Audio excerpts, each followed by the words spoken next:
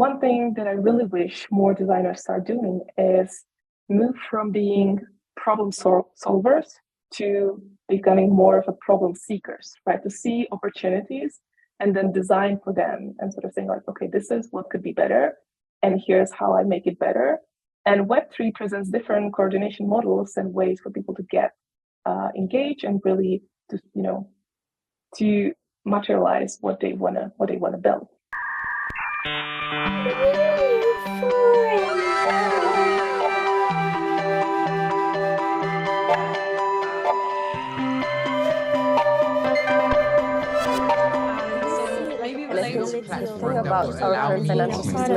Hi everyone, it's Alimi and Jordan from the NEWFORUM team. And NEWFORUM is a community podcast inviting purpose-driven creators, visionaries, developers, and investors to spark accessible conversations on the topics of crypto, the metaverse, NFT, and everything Web3. And today we are honored to have Charlota Blunárová on this episode of NEWFORUM. Charlota is a brand and digital product designer. Formerly a design lead at IDEO, she co-founded WE3, a community-owned design collective working with Web3 companies like Aave, Delphi Digital, Koodos, Near Foundation. She's behind brands like Lens Protocol and Astroport. And Charlota has worked with companies like Chanel, MIT, Moncler, H&M on creating new products and brands. Besides Web3, she's interested in designing for the future of work, AI and creative tools, FemTech, and the creator economy. And we're super excited to be chatting with Charlota about what is the standard design experience in Web3, in which way it is different from designing for Web2 brands, and her overall journey, and what is coming next for her and WE3. Impressive resume, and welcome to the episode, Charlota. Thanks for having me. Super excited about this conversation. What was your first experience in Web3? Yeah, I must say I ignored the blockchain technology and cryptocurrencies for some years. For me, it always was a little bit about, it felt very finance and quantitative and speculative. And that for me wasn't the initial interest. But I think that changed around, the end of 2020, when suddenly there was this influx of creative people coming in the space through NFTs mostly. So I saw a lot of creators coming in the space. And suddenly my overall perception of that space became, wow, this is more culture, more qualitative. What is this space? Suddenly there were DAOs emerging, different ways for people to coordinate. So that's where I joined. So I cannot really say, I'm the OG person who bought ETH very early, unfortunately not. But around 2020, I started diving deep. My first experience was buying some NFTs. I did a fashion merch drop for Meta Factory, which is a place for different web communities to create not only digital fashion, but also tangible fashion pieces that they can buy. And after that experience, I got on one project together with Reed Williams, who is also a co-founder of WE3, our design collective. And we got a grant from the Near Foundation on the Near blockchain. And we start building a platform for DAOs. So basically, the tool for digital autonomous, decentralized autonomous organizations to find their space on the Near blockchain. And for me, that was a first moment when I get to design a digital product in a Web3 space. And also through doing that, actually learn about Web3 space more, right? Because there's been a lot of these questions about what DAOs are, what are the different mental models, new metaphors emerging. And that was a great sort of way for me to get involved. And that's also how WE3 started. From this first project, we suddenly realized there are more designers around me, some of my ex-IDEO colleagues. And we were independently working on different Web3 projects, and we say, hey, why we just don't get to work together on this?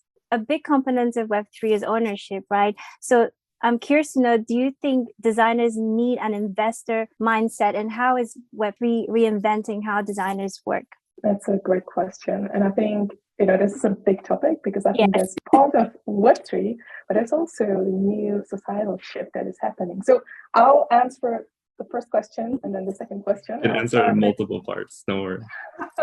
This is a really, this is a topic I'm super passionate about. So what I believe Web3 creates as a shift is users of products are suddenly becoming owners of products and ambassadors of products, right? So through decentralized protocols, people are participating in the governance of protocols and becoming also sort of stakeholders, shareholders.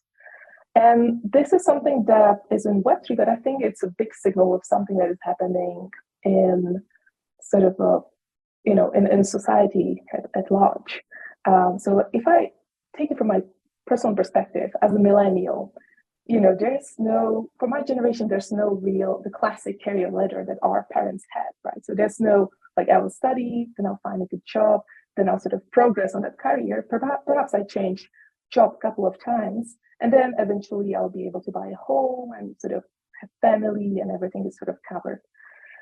That, already for me during my life, that suddenly showed that is not true anymore. So I think a lot of people from my generation start looking into startups to sort of look for that opportunity, but also that risk. So perhaps joining a startup for 4 years before your stock options are vested, and then hoping that your startup is going to be the unicorn it is.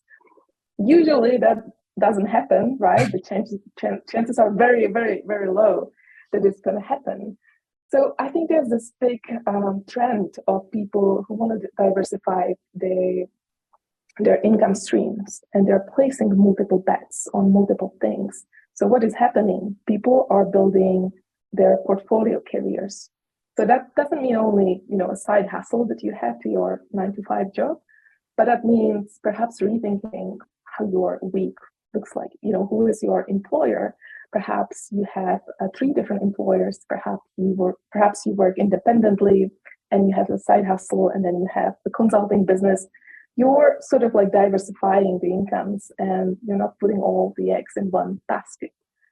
And that's something that I start seeing with designers too, right? We, especially when I worked at IDEO, we worked with big companies on their next products and services, their innovation. And we realized, like, although we're delivering a lot of sort of deep thinking and deep product design work, we don't really participate on the upside if the product or service is successful. And I think that's something that is changing for people who are starting to think, okay, if I add value early in the process, I should have a stake in this project, in this product, in this service. And when I was a freelancer, or I'm still a freelancer, and I had this conversation in the last year several times with different startups, usually like Web2 or traditional startups, when I was helping them designing their first product or brand. And I was asking for part of my compensation to be equity, not only cash. And they usually said, yeah, we would like to do that, but it's really complicated to get this in place, like get all the contracts in place.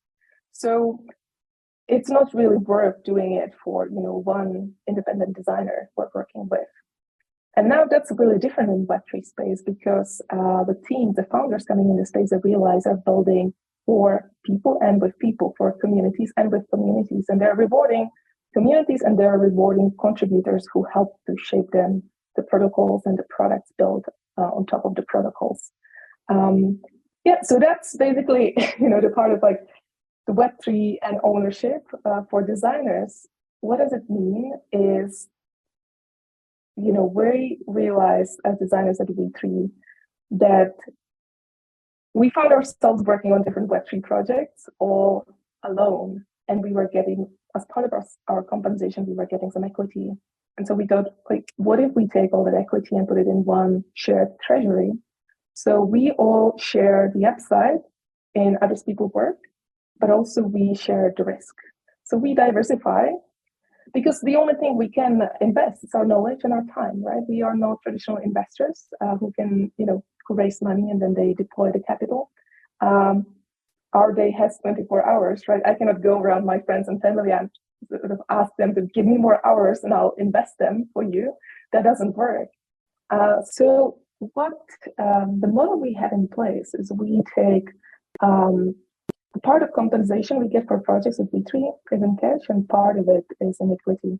So that can be in different sort of future token agreement, or if the project has tokens that are available on the open market, then we get some portion of the tokens. So we're getting mixed. So that means people who work on projects, designers who work on project with us, they get they get the cash portion as a compensation, and also we all have to pay our bills. But perhaps it's slightly lower than what you would be charging to your normal clients for whom you work only for cash. And then there's this equity component that goes into shared treasury. And as people working with WE3, designers working at WE3, we earn the WE3 tokens, which represents part of the treasury, which we all are trying to build in a way that, of course, over time, we hope it grows in value, and therefore we participate on the upside. The really magical thing about this is that the incentives are really aligned with the founders, right? So they're not hiring us just for the project or deliver a certain type of work. They know because we have a stake in their company, we are incentivized to help them and to really deliver the best work we can, and also stay in touch with them. So we're really building that investors mindset that VCs traditionally have. They really, they're helping their portfolio companies. But for us as designers, it's like, how we can ensure we deliver the foundational design work at the beginning, but also during the time, where we're connecting founders to each other. We're sort of, if they're hiring someone full-time, we're trying to get people who are interested in full-time opportunities to match with them. So really, I think it's sort of incentivized to take care of the whole ecosystem. So I was wondering if you could expand a little bit more on this kind of game design and related to how your work with Lens Protocol or Astroport, how did that work? Yeah, definitely. So what is happening in Web3, and that's connected back to the fact that users are not only users, but also becoming co-owners of the digital products and protocols, is there's no longer the traditional brand management that exists in companies, right? So traditional companies, they have a brand department, they craft the brand, the logo, and then they sort of manage it top down. They control if the red is the right shade for Coca-Cola, if the marketing materials use the right typeface. So everything is managed and controlled. For Web3, what is becoming obvious, and there's an internet publication and research group that's called The Other Internet, and they wrote a wonderful post that's called Headless Brands, and it's all about how there's a new type of brands that emerge bottom up, and they are managed by communities, and they're evolving, without sort of top-down control. So one example of that is Bitcoin, right? Bitcoin, if you imagine Bitcoin, you see the logo, you see the orange color, but also you think about the narrative, right? And the narrative of what Bitcoin is evolving. There's not one sort of like a PR group or like a company, like dedicated department that would be sort of telling people what Bitcoin is, right? There's a evolution of, Bitcoin being electronic cash, or then sort of center resistant currency or store of value, or something that is not correlated to other financial assets on the market. This is still evolving story, which is forking several times, or has forked a couple of times. And so that's something that goes back to the tweet that I posted, is that designing a brand is no longer designing the artifacts and the story and then put it into brand book and then hand it over and say, like, this is it, use it, or I'll come after you. It's more like you need to think about the story, and then you have to pick a couple of elements, like sort of like seeds that you give to the community, and then you sort of hope that some of them will start growing, and people will start using them, and that's how the brand will evolve. But you also have to be okay with there are certain paths that you haven't considered, and that's perhaps so that going back to the game design, right? You cannot foresee what people will do with the brand, with the story, with the assets, and you also cannot stop them, right? So, example with Lens Protocol. So Lens Protocol is a decentralized social graph protocol that was built by the team behind Aave. And the idea is basically, what if, or if you're using Twitter or Facebook, you have a social graph, right? That's a connection to all the friends that you added, all the posts that you posted. If you go from Facebook to Twitter, you don't automatically see all the friends that you have on Facebook. It's sort of like separate walled gardens. So the idea is, what if we actually could, as users, own that social graph, which means we could log into Twitter, Facebook, Instagram, Spotify, and also hopefully in some Web3 future social media apps. And, we wouldn't lost these connections to the content we create or the people we're connected with. So how we approached design of the brand for Lens. So Lens is a brand that speaks to developers, right? Because you want people to build on your protocol. So this was really thinking about how do we get people excited about this opportunity in Web3 to really build, for developers to know, you don't have to solve this really hard problem with social media when you start. You don't have any users, right? It's really hard to get people to use your platform. And if no one's using it, no one's motivated to use it because they won't find their friends there. So Lens Protocol solves that because you have the people are already part of the protocol. And so you can build your app on top of it. And you get access to all the people who are users of Lens Protocol. What was important when speaking to developers is to create new metaphors and new stories, because as I just now was describing it, it's very abstract, right? Like social graphs, what is it? Like if you're not a developer, you don't really get why this is a problem. So we brought this idea of owning your digital roots, right? So we're on the internet and we're sort of a plant that grows in the garden, and we grow our roots underground, and that's all the connections we make, right? And the roots are still growing and getting sort of more bigger and bigger. And on top, there's different flowers blooming. So that's basically, you can plug into different apps, but you're always sort of bringing in the information that you have in your digital roots. And so this was a type of branding that then, we played with visually. We had a billboard on Times Square with those huge roots growing, but we also played with words, right? So we have, we call the developers gardeners. We talk about this garden that is open to everyone. There's this sort of playful puns, like we're rooting for all creators.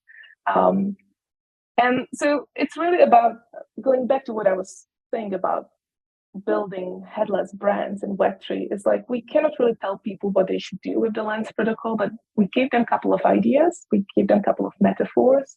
We picked a couple of colors. We sort of built this funny character, which actually someone got tattooed. I just learned, which is a big thing for a brand that's like 5 months old. I hope they won't regret it, but it's the first time someone tattooed the logo I designed. So it's really about you compared to Web2 or traditional brands where you would be planning the garden and really sort of saying like, here goes this flower and here's go a bench and it's closed from 9 to 5 and you can only come in, but if you can just walk on the pavement. In Web3, headless brands, the bottom-up build brands are really, you just have a couple of seeds that you plant and then you invite everyone to come over and sort of take care of the garden and nurture it, and you sort of hope that it will grow into something that you envision it's going to build into. Yeah, you did a great job, like kind of balancing like the fun and the simple design, which is something that is very complicated to find in Web3. And actually, it reminds me in the conversation at the Business Summit in 2019, and you were talking about design, and you mentioned that your job was to navigate the future with your clients. So going back to Lens Protocol or Astroport, before we dive into the DAO question is, how do you navigate the future when, to be honest, the future of Web3 is unknown? So do you think that in terms of design, there is like a standard design from Web2 that you just bring to Web3 and you kind of mix fun designs and try to get what people want? Like what is your approach basically in terms of like a standardized experience for design, making it fun, etc.? Yeah. That's a tough question. I mean, in Web3, the future is extremely ambiguous. So, no one really knows what's going to come of it. It's really this big experimental lab that I feel we all share on the internet. And I think that's what's magical about Web3 is this composability of, we're all able to pick up different parts of protocols and products and ideas and sort of mix them together. I'm very fortunate that I work with people at WE3, like I work with amazing designers, and they all share the same value of being incredibly curious about what the future of this is, but also being willing to roll up the sleeves and sort of diving into the ambiguity. Because for a lot of digital products in Web3 and a lot of brands, there's no process you can follow. There are not best practices or design patterns to follow, right? There's new emerging metaphors like, what is a wallet? Is this sort of static inventory of financial assets?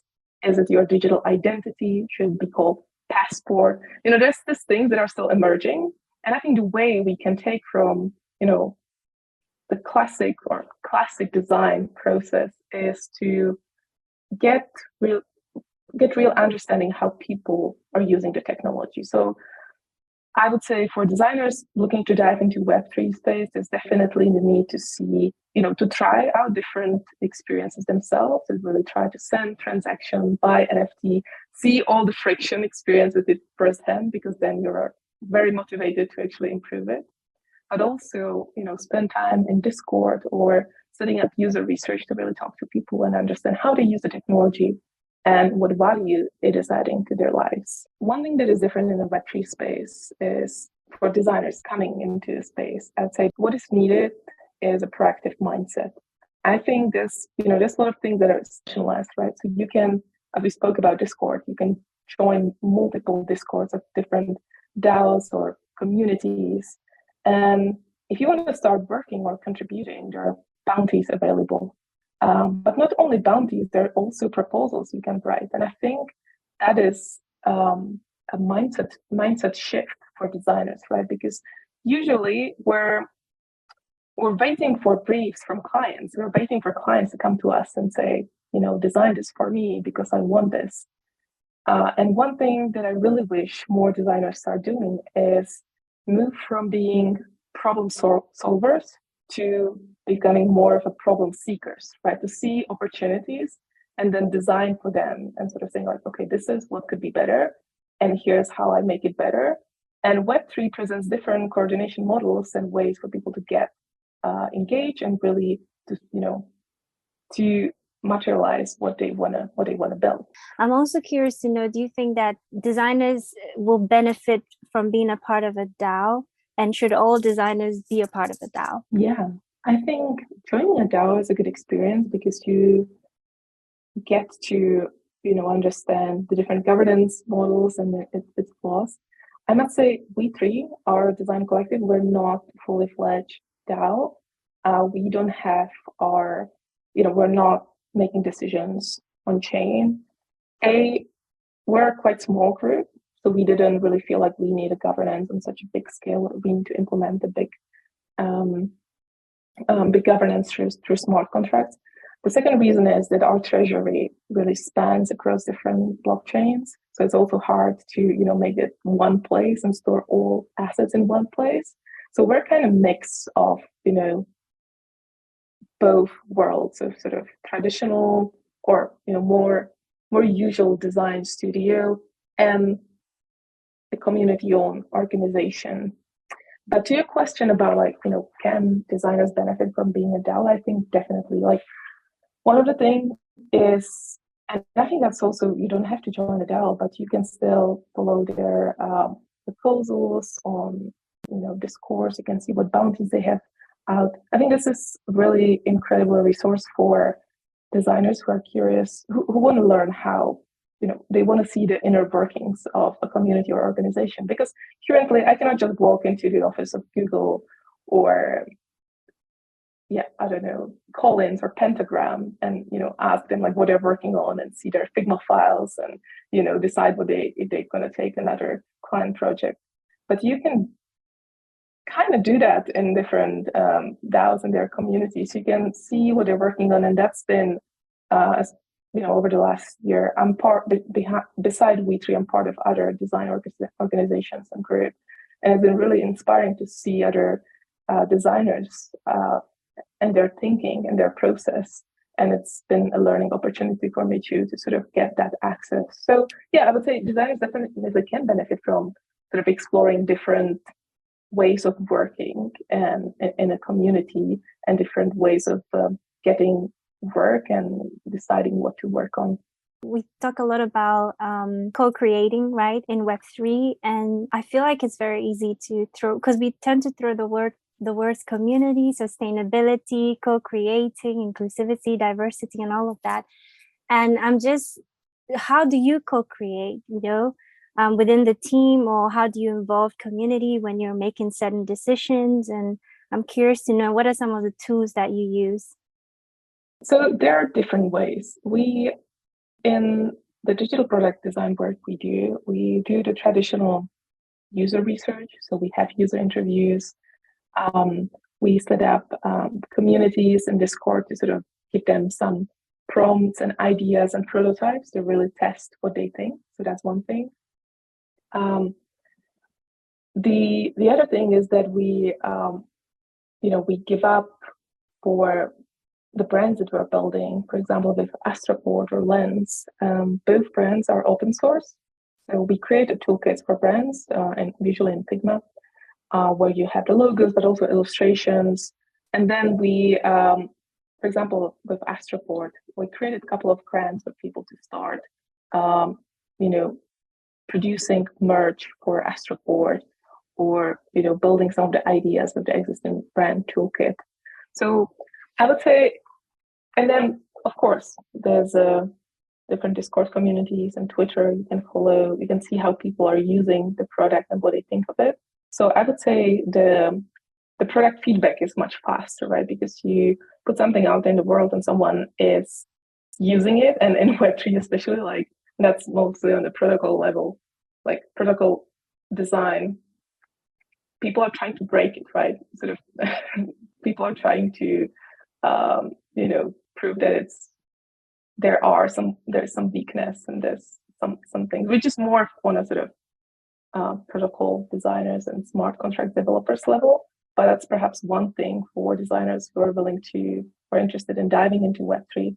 It's important to really stay close to smart contract developers and protocol designers, because that's where a lot of the design decisions are getting made, right? You can create an interface for a digital product, but that digital product is built on smart contracts that have some decisions embedded in. There's nothing you can do with it. Do you think, Charlota, that designers have a bit more, well, when I say designers, creators have a bit more influence in Web3?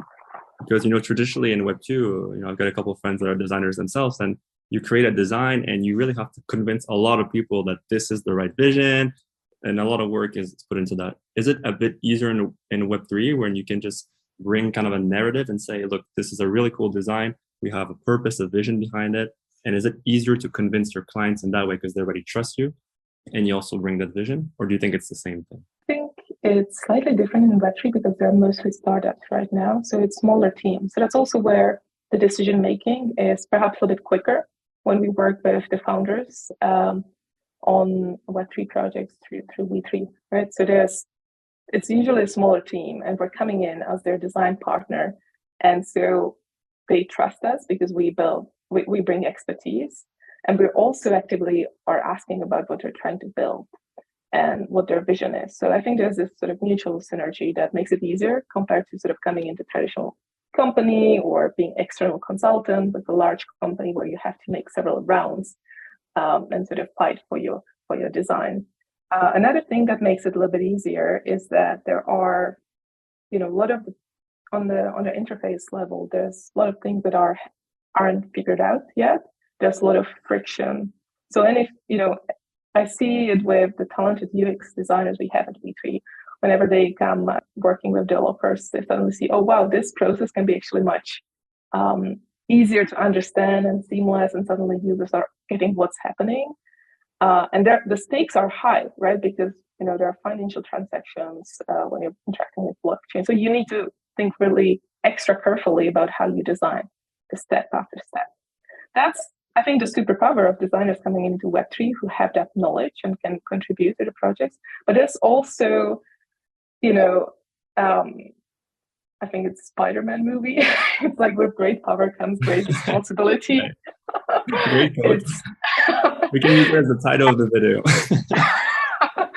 It's, what I want to say is designers, we have the superpower of making the abstract future tangible. So, we can take ideas and show them how they would look like to really help people to imagine what the future could look like.